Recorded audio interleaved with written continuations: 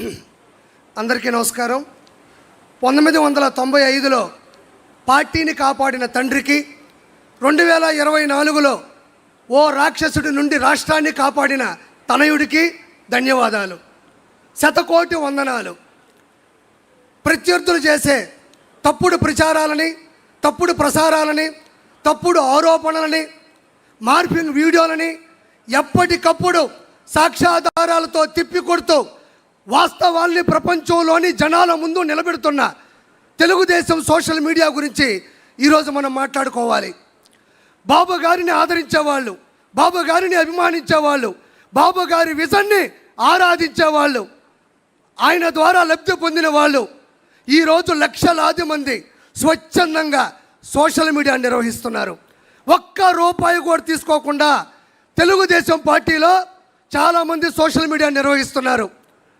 వాళ్ళు వాళ్ళ పని చేసుకుంటూనే ప్రత్యేకమైన సమయాన్ని కేటాయించుకుంటూ దినచర్యలో భాగంగా కొంతమంది అయితే మాకు ఒక్క రూపాయి కూడా వాళ్ళు ఇవ్వక్కర్లేదు, బాబు గారి ద్వారా 2 లక్షల రూపాయలు నేను ఈరోజు వర్క్ ఫ్రమ్ హోమ్ ద్వారా సంపాదించుకుంటున్నాను, ఆయన చేసిన మంచి వల్ల నేను బాగుపడ్డాను, నా మాట ఈ ప్రపంచానికి మంచిగా వెళ్ళాలి అని చెప్పుకునే వాళ్ళు ఎంతమందో చాలామంది ఉన్నారు.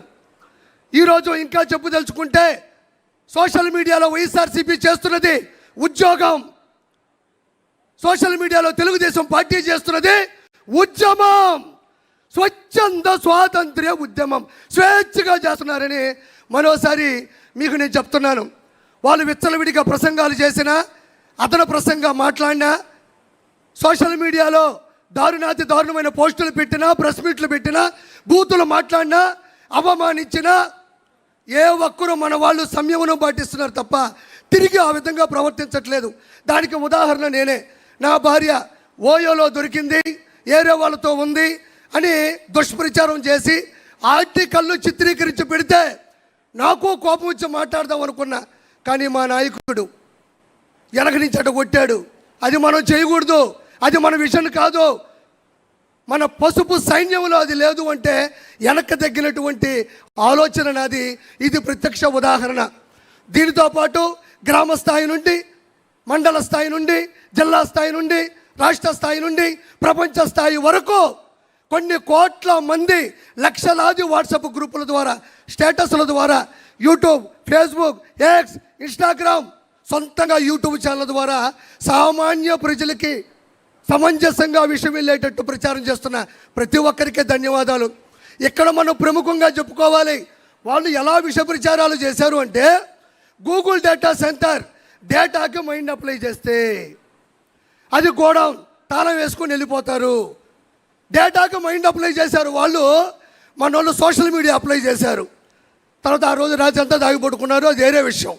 సింగయ్య గారిని వాళ్ళే చంపి, అతి కిరాతకంగా చంపి, వాడిని చంపింది, ఆ వ్యక్తిని చంపింది మన వాళ్ళని దోస్తే మన వాళ్ళు ఫుల్ వీడియోలో క్వాలిటీలో చూపించారు. వాళ్ళు ఫుల్గా దాగిపడుకున్నారు.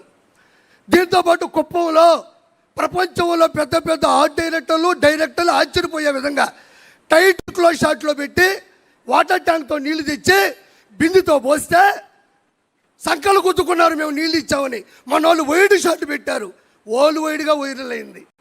తర్వాత వాళ్ళకి వైరల్ ఫీవర్ వచ్చింది. దీంతోపాటు తల్లికి వందనం, స్త్రీ శక్తి, దివ్యాంగ శక్తి, అన్నదాత సుఖీబాబా, మెగా డిఎస్సి 16,743. దీంతోపాటు విజయవాడ వరదలు, మంతా తుఫాను. ఒకటి కాదు నాయన, బాబు గారు అక్కడ ఇచ్చారు అంటే రెడీగా ఉంటారు. జులై సినిమాలో బ్రహ్మానందంగా దొరికిపోతూ ఉంటారు. అది వాళ్ళ ప్రత్యేకత. నేను ఇక్కడ ఇంకో గొప్ప విషయం చెప్పాలి. అన్న లోకేష్ అన్న కూడా వచ్చాడు. సార్, చాలామంది ఎన్నిసార్లు ఈ విషయం చెప్పారు నాకు తెలియదు, కానీ అప్పట్లోనే ప్యాన్ ఇండియా సినిమా ఒకే ఒక్కడు. ఆ ఒకే ఒక్కడు సినిమా తీసింది ఇన్స్పిరేషన్ నారా చంద్రబాబు నాయుడు గారు. ఎంతమంది చెప్పారో నాకు తెలియదు. ఇది శంకర్ గారు, ప్రొడ్యూసర్ గారు, అప్పుడు డిస్ట్రిబ్యూటర్లు, ఎగ్జిబ్యూటర్లు చెప్పినటువంటి సత్యం. ఆ సినిమా ఒకే ఒక్కడు. ఒక్కరోజు సీఎం అయితే ఆ సీఎం ఏం చేస్తాడు అనేది ఆ సినిమా తీశారు. Super duper bit. తమిళ వాళ్ళు చిత్రీకరించిన సినిమా ఇన్స్పైర్డ్ బై సార్. అయితే నేను ఎందుకు చెప్పానంటే, ఈరోజు నారా లోకేష్ గారు మేము సోషల్ మీడియా ద్వారా ప్రతి ఒక్క విషయాన్ని మేము తొక్కి తోస్తుంటే మేము చేస్తున్నాం సోషల్ మీడియా. కానీ అది పూర్తయితే ఆ ప్రక్రియ పైకి వెళ్తే చాలా ఆనందంగా ఉంటుంది. ఈరోజు పునర్విక కావచ్చు, అదే స్కూల్లో అన్నం బాగా లేకపోతే కావచ్చు, లేదంటే ఇతర దేశాల్లో బానిసత్వంలో నలిగిపోతున్న విషయాన్ని కావచ్చు, మేము అలా తోస్తే రెడీగా ఉంటారు నారా లోకేష్ గారు. అలా రావడం బుద్ధావ్ తేయ్ బుద్ధావ్ తేయ్ బుద్ధావ్ తేయ్ అంటే మేము ఏం చేసినా సపోర్ట్ చేస్తున్నారు. ఎందుకనంటే ఒక్క రోజులో సీఎం అయినటువంటి హీరో అర్జున్ గారు ఎలా చేశారో సేమ్ ఈరోజు నారా లోకేష్ గారు వచ్చినట్టు పరిష్కరించు వెళ్ళిపోతున్నారు. ప్రతి ఒక్క దగ్గర మొబైల్ ఉంది. బాబు గారు చేస్తున్న ప్రతి మంచిని బయటికి తీసుకెళ్ళి పూర్తి సమర్థవంతంగా 2029లో బాబు గారిని మళ్ళీ గెలిపించుకోవాలని మనస్ఫూర్తిగా కోరుకుంటూ థ్యాంక్ యూ సో మచ్. కిరాక్ ఆర్పి గారికి ప్రత్యేక ధన్యవాదాలు.